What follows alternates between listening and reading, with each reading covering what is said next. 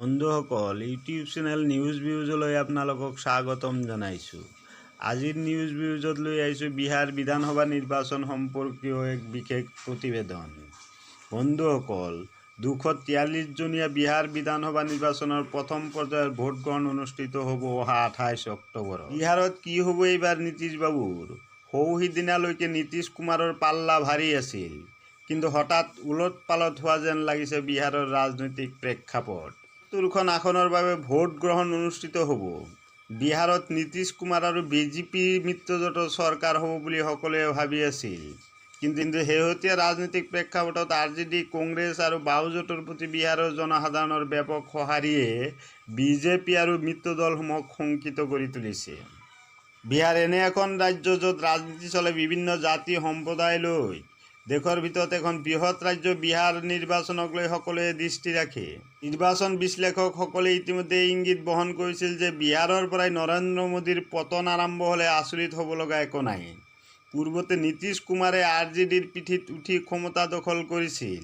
দৃষ্টিকোণেৰে লালু প্ৰসাদ যাদৱ দোষী বা অপৰাধী হ'লেও বিহাৰৰ ৰাজনীতিত যিকেইটা পৰিয়ালৰ প্ৰভাৱ আছে তাৰ ভিতৰত লালু প্ৰসাদ যাদৱ অন্যতম। একেদৰে ৰামবিলাস পাছোৱানৰ প্ৰভাৱৰ কথাও নুই কৰিব নোৱাৰি। ৰামবিলাস পাছোৱানৰ মৃত্যুৰ পাছত বিহাৰৰ ৰাজনীতিত বিজেপি মিত্ৰজোঁটৰ শক্তি হ্ৰাস পাইছে।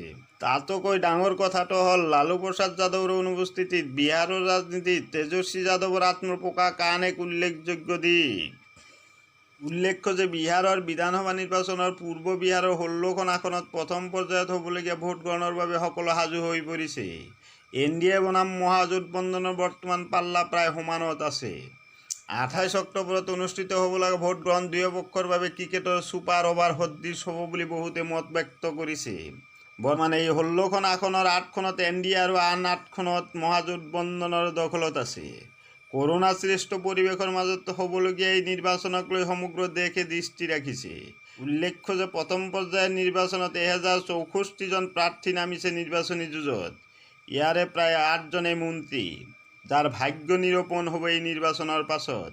এই মন্ত্ৰীকেইজন ক্ৰমে শৈলেশ কুমাৰ, জয় কুমাৰ সিং, সন্তোষ কুমাৰ নিৰলা, ৰাম নাৰায়ণ মণ্ডল, বিজয় কুমাৰ সিনহা তথা ব্ৰিজ কিশোৰ ভেগু, কুমাৰ আৰু কৃষ্ণনন্দন বৰ্মা।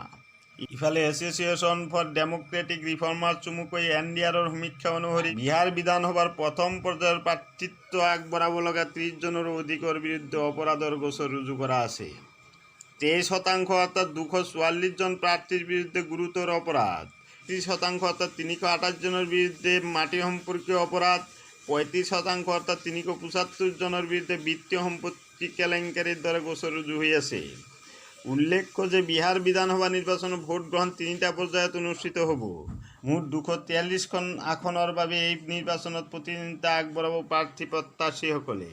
প্ৰথম পৰ্যায়ৰ 71খন আসনত 28 অক্টোবৰত, দ্বিতীয় পৰ্যায়ৰ 94খন আসনৰ বাবে 3 নৱেম্বৰ আৰু তৃতীয় পৰ্যায়ত 78খন আসনৰ বাবে 7 নৱেম্বৰত অনুষ্ঠিত হ'ব ভোটগ্ৰহণ। তাৰ পিছত 10 নৱেম্বৰত ঘোষণা কৰা হ'ব ফলাফল। এইবাৰ বিহাৰৰ ৰাইজে নিজৰ বহুমূল্যৱান ভোট দি কাৰ ভাগ্য সলনি কৰিব সেয়া ফলাফলৰ দিনহে জানিব পৰা যাব।